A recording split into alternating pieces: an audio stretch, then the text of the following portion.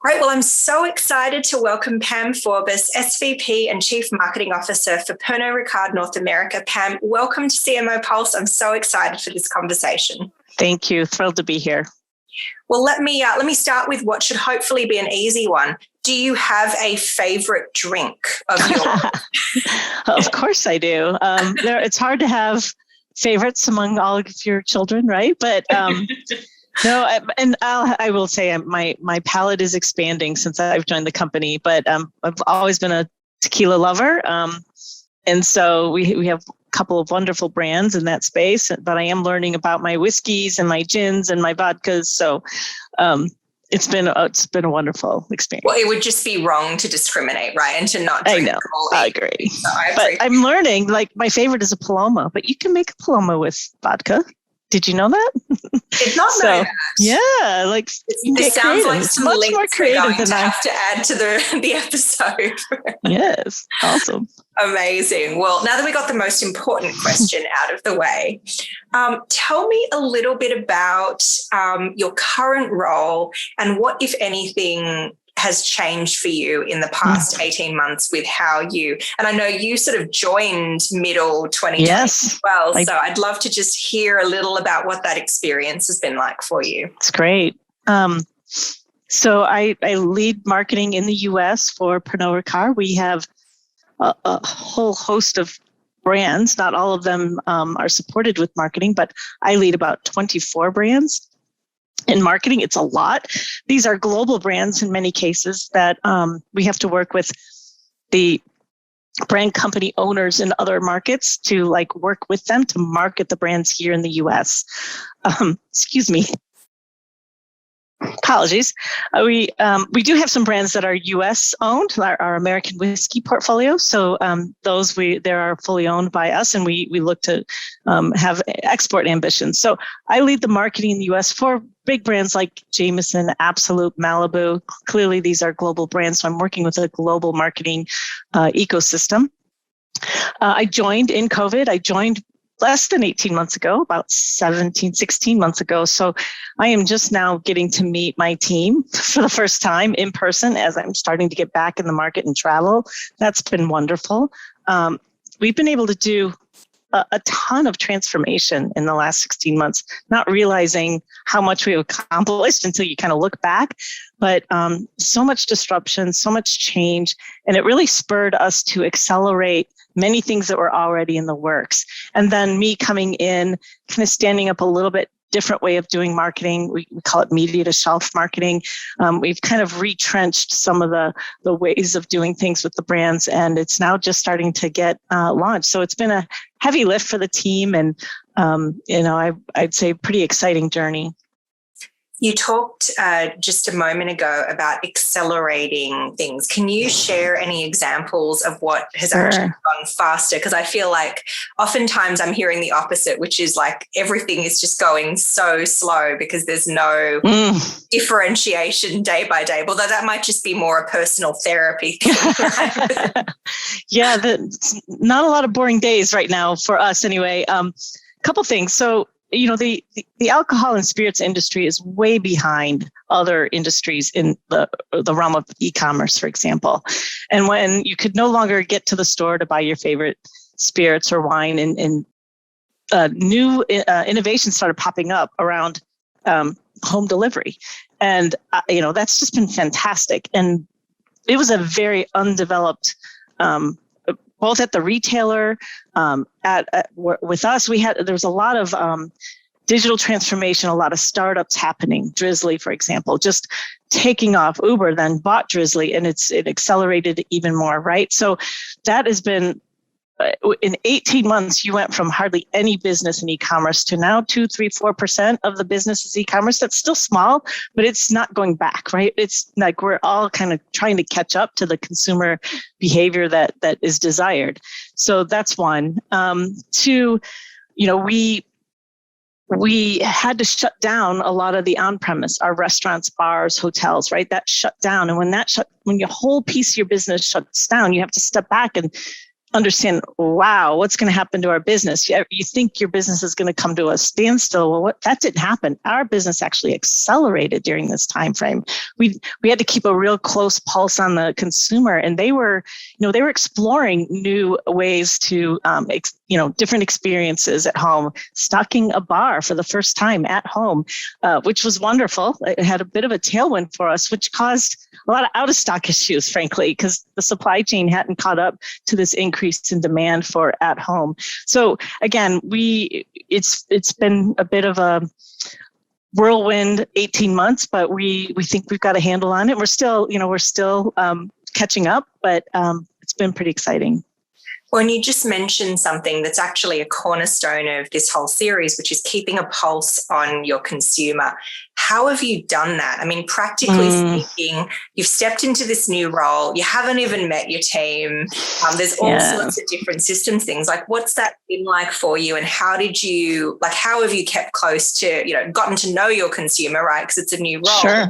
So stayed in touch with him or her as the world and their experiences have kept changing. That's great question. So I don't know if you've done a little background on me, but my whole background is insights and analytics. Internet stalking. Let's just leave it. So I don't have a traditional background as a chief marketing officer. My industry was built in insights and analytics.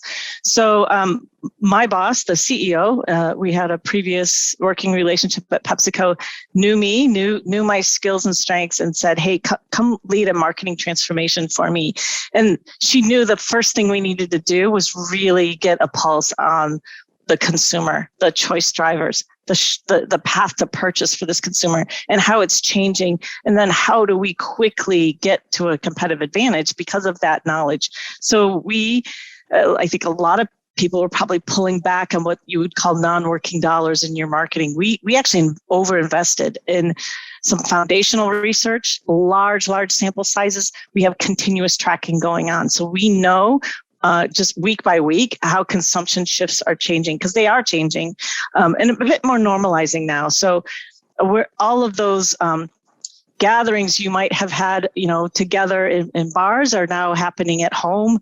At first they got smaller, but they came back, a lot of at-home gatherings. So we were tracking that pretty continuously. I don't know how I would operate if I didn't have that continuous pulse, as well as that sort of master foundation to set the strategy. So we did that work. We invested in it. It was well worth paying back for us today. So tell me a little bit more. I mean, I did notice that about your background, that you were very heavy in insights and analytics. I know you also started out closer to the agency world. You spent some time with Disney, with PepsiCo and others.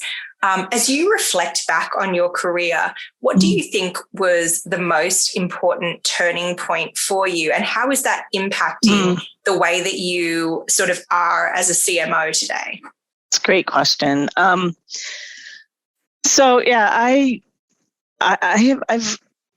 have this sort of left brain, right brain conflict all the time. I almost went to art school. My dad's an artist, but I went to business school and got a minor in computers and data management. So I think I was well prepared for the career I went on, but I didn't know where I was going. Like, I started in the ad agency world just because I was so enamored with the process of creativity, and I loved it. And but then I fell in love with more the deep brand strategy. So probably the first pivotal move that really accelerated my career was moving from the agency world to client side. And not really just that, it was that I moved from, I'm going to say, sort of the front end of marketing to sort of the early upfront strategy building and consumer insights. And that was wonderful. I had to take a pretty big step back in my career and in title and pay and all of that to do that. But it was the best move I ever made. And I spent several years really getting to know CPG, the consumer, all of the ways we do insights and analytics. And I fell in love with the career and accelerated pretty quickly because I had already sort of presented to CMOs before, right? So I had that polish, I had that storytelling, I had that way of thinking about how all of this strategy was going to turn into things that could drive, the business. So while my career started to grow, the second thing that happened is new leaders came on board that I worked with at PepsiCo, and one of them is my current boss today, Ann Mukherjee. She's fantastic. She's brilliant. She's courageous, and she saw things in me I didn't see in myself. So she kept pushing me to do more and more, and ended up leading, a growth strategy for the company that turned around the business after the '08 crash. So, again, that's where we sort of invented a lot of the things we're putting in place at Pernod. I do want to mention, because a lot of people go, well, wait a minute, CPG, spirits, that's not really the same. You can't apply CPG to spirits marketing. And I get a lot of flack from that sometimes. But what we're doing is we're not bringing a CPG playbook. We're bringing the insights and analytics foundation so that you learn about your consumer, your marketplace, the dynamics that's unique. And there are some things that are similar because it is consumers and it is shoppers and it is brands, right? Fundamentally, but there are a lot of differences too. And we're adapting our tools to those differences. So those are probably the two big decisions that changed my career trajectory. Well, digging in on the first one in particular, so you mentioned that you sort of made this decision, you actually had to take a bit of a step back in terms of pay. How did you know that was the right move for you? Because everything that you hear about early in your career is like, get ahead, right? Yeah. Do you have a vision for what you were hoping to understand? Like, how did you kind of get to that? Very interesting. Like, I think it's, when you ever have a conversation with someone early in their career and they're like, I just don't know what I'm passionate about yet. Like, you don't. Because you don't know what you don't know. And I was just in love with the process that I was going through with the agency world. And I happened to be lucky enough to land a role at Chiat, which was like world-class in account planning. They had the Apple account. We had the Nissan and Infinity account. I was working on Infinity at the time. And just, I fell in love with these account planners, these brilliant brand planners who are so smart and so strategic. And I just wanted to be that. And it was really hard because I was like, well, you haven't got those skill sets. You'd have to take a step back. So within the agency world, it was really hard to make that transition. So there was an opportunity where I just decided to take a year off. I had a baby and I just took a year off, and my husband was leading an agency here in Dallas, and I started exploring and taking classes and talking to people, and I fell into a consultant role at Frito-Lay, which turned into a job offer. But that job offer had to be a pretty big step back because I didn't have the skill sets. I had the leadership, I had the smarts, I had done enough. A little bit of experience. I went and got a certificate from the University of Georgia in insights and research. So I was proving that I really wanted this, right? And I was given the shot, and someone saw something in me and said, "I'll take a bet on it," even though it's a different profile. And it's always about luck and who you're around. But my boss at the time also was a wannabe professor. So it was a perfect match. I was a hungry student. He wanted to be a professor, came from P&G, steeped in all the right, the tool sets. And we were good. We were a good team. So that's kind of how it happened. I love that. And as a marketer today, I mean, you're obviously very, very informed by that background. How do you balance insights, intelligence, and data with the ways that those show up, perhaps when you're thinking more creatively or when you're thinking more blue skies? Like, how do you manage that continuum of incredibly prescriptive because it's data and then incredibly loose because it's just an idea? Yeah, it's a great question. I think for me, it's creativity and the work is primary. All I'm doing is trying to help develop a framework and a foundation of knowledge to make sure that creativity actually works. We're not creating art. We're not, we are creating something incredibly powerful that connects with humans, a creative insight, a hook, a story that just moves people, right? And that movement has to be connected to the brand, not just movement for movement's sake. So I lead with creativity, and I think I have such an appreciation for creativity, from the creatives I work with at agencies to true artists that I know and in my family. So that appreciation and primacy, that's why I loved working at Disney. That, was the creatives first. We didn't tell the creatives what to make. We helped them make what they wanted to make better. And make sure it really worked and resonated. So that's how I think about it. I want to set the strategy and then help the creative get better as it goes through development. I love that. Now you talked about the shift to e-commerce and a lot of things changing. Can you talk a little bit about how, if at all, you adapted your digital presence and in particular your social media presence? Now I know Pernod Ricard has been very active on social and a very early adopter of many platforms. But I'm curious if there was something in the move to e-commerce, things being a little more direct to consumer, that has changed how you think about social media. Yeah, I think it's been an and, not an or. So, with the shutdown of on-premise and with our foundational work on the path to purchase and what touch points really matter to consumers, we realized we were under-investing in sort of those media touch points. So we more than doubled our media budget that first year, and we saw immediate sort of response from that. And at the same time, we stood up an entire new e-commerce team, like brand new to the company, brand new to CPG in some cases, not much less the e-commerce, but they were coming from, retail and fashion and other direct-to-consumer industries. And we quickly came together as a team, and we didn't get it right at first. We were just trying to get material out there, to get stuff on the platforms that were being stood up, with, over, a couple weeks time. And now we're in a different place where we're planning together and really thinking through the whole shopper journey and how we can have a connected experience for them. Like we call it media to shelf, or the consumer shopper loop. We don't use funnel terms anymore, because you can be in store and on your phone and discovering a brand all at the same time. But that is sort of a discovery loop that we're trying to understand better. And e-commerce has been different, I think, for alcohol anyway, or spirits brands, is that you can explore other brands pretty easily. That sometimes that store experience is pretty awful. It's confusing. It's just shelf sets after shelf sets, and you can't find what you're looking for, and it's overwhelming. That paradox of choice, of too much choice. But in an e-commerce setting, it's pretty easy. I can just scroll, have focus, explore.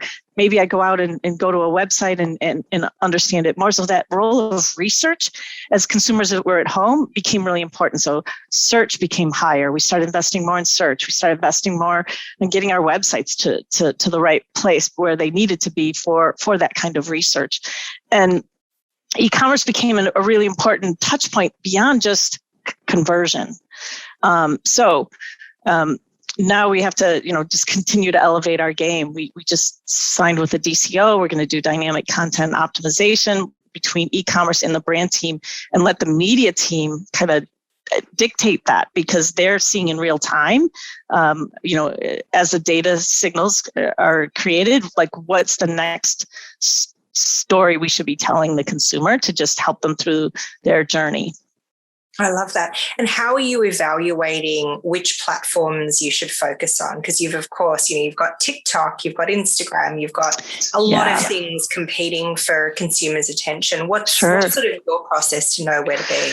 Well, it starts with what we're allowed to do. So for some platforms aren't of a high enough percentage of legal drinking age. So like TikTok, we're not on TikTok. So we can't do that. We find other avenues and might look more TikTok-ish when we execute our programs, like, dance challenges with Malibu, that type of thing. But we can't be on TikTok. So that starts first, safety and the right thing to do for the consumer.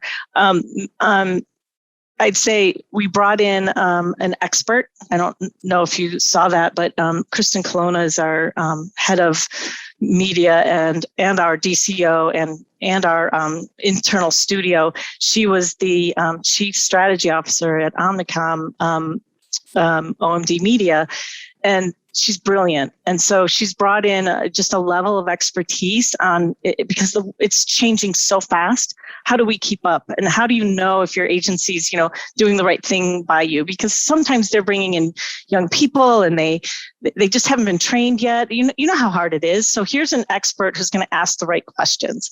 And one of the things we did find out as we looked in the past over the last 2 years, and we do have marketing mix models that are showing a whole lot of inefficiency, that we were in some places that I don't think we even knew what they were, and are we even being seen by real people or bots? So we had to clean up the quality of our media buys, coming to these platforms with a portfolio approach, not just with our US buys, but our global buys.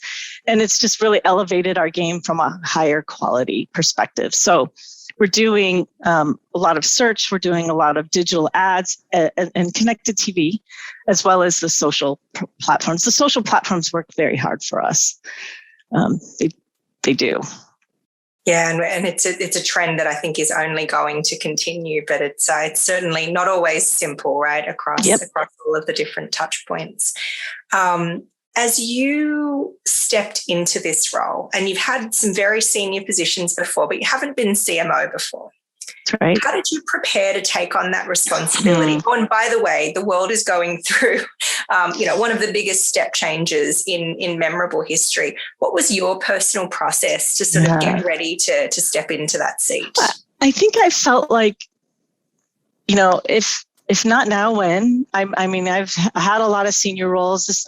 Most of those roles have been influencing. I used to call myself the CMO whisperer, where I'm influencing and trying to guide and inspire and get that the CMO or even the CEO and the C-suite excited about marketing. I know a lot of my peers, CMO peers, have to fight every day for the relevance of marketing. They're fighting for their budgets. They're fighting for, I'm lucky right now, this role, I'm not doing that. My CEO, my CFO, our company believes in marketing first, and we are a growth engine for the company. And that was very attractive as a role to step into for a first-time CMO, knowing that the first thing we had to do was get our foundation and our data right, and work with all these other great marketers who in the creative space. So we did work to change some agencies, by the way, and that's been a wonderful journey too, as we elevated our game as far as our new campaigns that'll be coming. You'll see some new ones on Malibu and Absolute and Jameson, all in the works right now. Very exciting. So I felt like if not now, when? And if not here, there'd be no better place. I've got the support, that explicit trust to work fast with my CEO and CFO, and I sit on the executive team. And marketing is very important to the big bets we have for our company, and it's a dream role for sure. I love that. And wanting to hear some leadership advice from you. Maybe I'll start with, if you could offer yourself some leadership advice at the start of your career, knowing what you know now, what would that advice be? I don't know. I feel really blessed. I'm achieved things beyond my wildest dreams. And if there's anything I would tell my younger self, it's like, stop shooting so low. You're actually pretty good at this, and you can be a rock star. I think there was a lot of early years where you have a lot of self-doubt. I think I've been through many coaches and women's leadership programs where, you learn about the imposter syndrome, where I'm getting these big roles and I'm like, me, why me? But I say to my younger self, get over it. You're going to do great things. To people who ask me this question, for themselves, I just say, I've always, curiosity is the key to learning about yourself, about what's possible. So, always trying to stay curious and open to learning new things, which means sometimes you have to unlearn things. I'd say especially marketers tend to have these high ego, high type A personalities, right? And it kind of blocks you. If you've read Adam Grant's new book, Unlearning. I can't remember. Anyway, the whole concept is if you think if you know, you're not going to learn something new. And so you have to unlearn what you know to be able to open and learn the new. So I love working for Anne because we both have that value. We're always constantly saying, okay, that worked yesterday. What's going to work tomorrow? What don't we know? So we're always on this learning journey to adapt and grow. And so that curiosity, always being open to what's possible, because the job you're going to have by the time you hit my level in this career probably doesn't exist today, or it's a very different, like the CMO of even 10 years ago is not really the CMO profile today. I don't think I would have gotten this role 10 years ago, but I might be the profile of the CMO of the future, right? Someone who can speak data analytics, creativity, someone who has the business speak of at the table and thinking about how am I going to build sustainable, profitable growth. That's not, a lot of marketers are really enamored with the creativity and the campaigns and their communications leads. They're not business growth drivers. And so, I think CMOs have the lowest tenure in history right now, just over two years. There's a lot of reasons for that. Some, I think, just aren't speaking the language of business, aren't at the table, and are seen as a cost expense. Others, I think there's a lot of poaching going on, trying to find the magic bullet that some leader's going to bring in. And I think, others are just not equipped with how complex it is. And I don't have all the answers. So I've surrounded myself and brought in experts in different spaces. From even data and analytics have changed since I've led that. Like, it's completely different. So it's about finding the right leaders and helping inspire them to your vision. It's very difficult times, right? Like, things are changing all the time, and like leaders have to stand up and provide that security of, here's where we got to run to. And that even when there's times of uncertainty, if you inspire your team, like, okay, we're headed this direction, they can kind of put their heads down and get to work and not be so filled with anxiety around how the business is changing so much. So, long-winded answers. Oh, I love it. That's terrific. I'll ask you one more, and I know we're coming up to the end here, but what are you, as you stare out to 2022 and beyond, you're in this new role, there's all of this acceleration and transformation. What are you excited for next? I've just gotten a taste of what this industry is like. And everyone I told that I was moving, to Pernod-Ricard, like, oh my gosh, you're going to have so much fun. It's a great industry to be in, because our business is hospitality. Pernod-Ricard mission is conviviality. We are creators of conviviality. It's right here. It's a French term, but it just means, unlocking human connections, being very friendly and getting together. And I've just recently been able to do that with colleagues, both our executive team and my leadership team. And the difference between, having a fun time even on a Teams call and sitting there in person over a cocktail and just getting to know them and having actually even business conversations where a lot of misunderstandings, just happen because we're just going from deadline to deadline to deadline, and just being able to sit across the table and work it out as human beings. It's just been wonderful. So I'm excited to continue to have in-person meetings. I'm excited to travel and meet some of my great brands' homes, distilleries in Ireland and Scotland and in England. And so that I haven't had a chance to do yet. And there's just some wonderful brands. Some brands are 300 years old, and it's just the rich history and the reverence for these brands, and the fact that for a very short time I have to take care of them is, a bit overwhelming. So again, I'm just really excited to learn more and meet more of the entire ecosystem. Well, as they say, with great power comes great responsibility. So I'm glad you're not taking that lightly. Well, listen, we'll pause there, Pam. Such a pleasure to speak with you. And I can't wait to stay in touch and hear more about your experiences are as you're able to actually get up close, with a lot of these brands that you have sort of taken on, but really haven't been able to immerse in, at least not in real life. Thank you. Anytime. Look forward to it. I enjoy it. Thank you.